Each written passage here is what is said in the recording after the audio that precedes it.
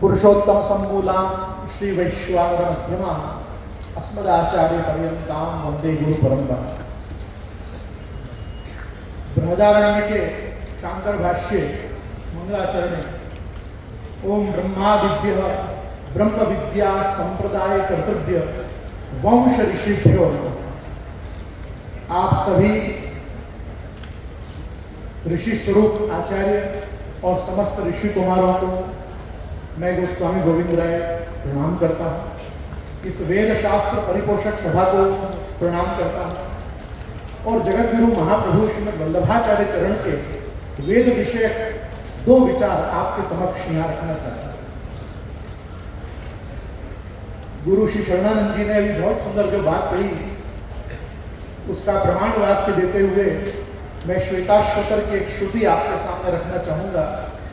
यस्य देवे पराभक्ति यथा देवे तथा गुरौ तस्यैते कथिता यर्थाः प्रकाश्यन्ते महात्मना। हमारे आचार्यों ने, ऋषियों ने, गुरुजनों ने बताया है कि जब तक हमारी जो भगवत भक्ति है वो भगवत भक्ति सदृश गुरु भक्ति, आचार्य भक्ति हमारे में प्रकट नहीं होगी तब तक शास्त्र अपने यथार्थ का निरूपण हमारे समक्ष नहीं करेंगे। इसलिए हमारी गुरु भक्ति और भगवत भक्ति एक काम होनी चाहिए। यहाँ हम इस वेद शास्त्र परिपोषक सभा में सब एकत्रित जो हुए हैं तो वेद की महिमा मंडन करते हुए आचार्य चरण आज्ञा करते हैं, अलौकिको ही वेदार्थो न युक्त्या प्रतिपद्यते तपसा वेद युक्त्या च प्रसादात् परमात्मा।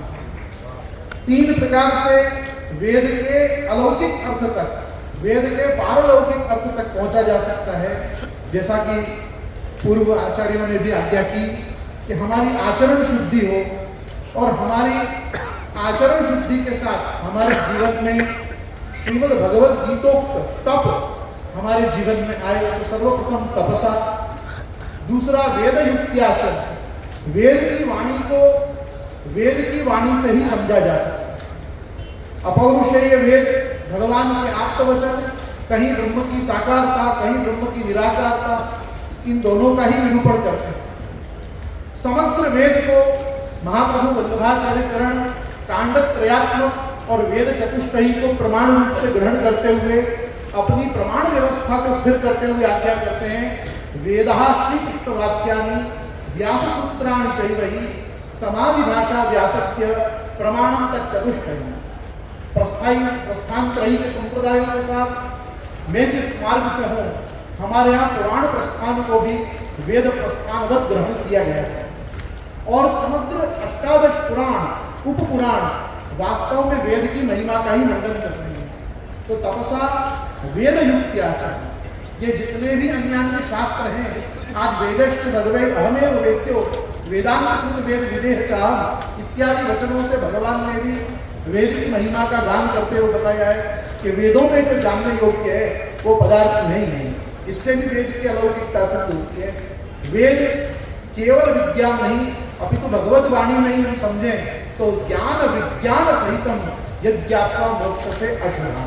तो हमको ज्ञान और विज्ञान दोनों को साथ में लेकर वेद का अध्यापन और अध्ययन दोनों करना और कराना चाहिए, जिसका दर्शन हम यहाँ पे कर रहे हैं। इसके साथ ही तृतीय वस्तु है प्रसादात् परमात्मा। जैसे शरणानंद जी महाराज ने आज्ञा की कि केवल गुरु कृपा से ही हमको वेद, वेदाध्ययन और वेद में प्रतिपाद्य ब्रह्म का बोध होता है।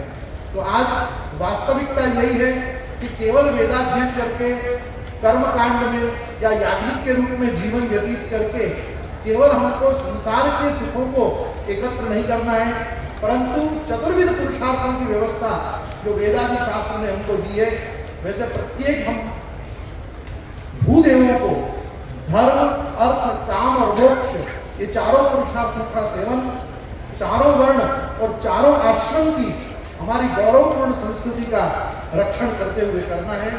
वेद की सेवा में जब जब हमको गुरुजनों की आज्ञा होगी तब तक हम तत्पर हैं ही।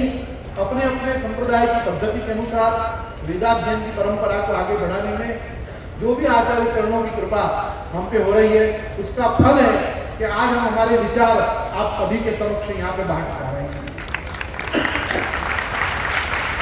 मैं ज़्यादा कुछ न कहते हुए सिर्फ पूज्य आचार्यों के चरण में यहाँ पे आदरणीय आचार्यों के और आप सभी शास्त्रवेत्ताओं के समक्ष यही कहना चाहूँगा कि आप इस आज की भाषा में कहें तो हमारी सीनियर पीढ़ी के साथ हमारी जूनियर पीढ़ी को भी आप सब भी अपने स्वस्ति वाचन और पुण्यावाचन से आशीर्वाद दें कि हम भी आप सबों के साथ मिलकर वेद की सेवा को आगे बढ़ा के सनातन धर्म और संस्कृति का रक्षण करने में अपने इस अवतार को सफल करें। श्री कृष्णाय नमः। श्री गुरु।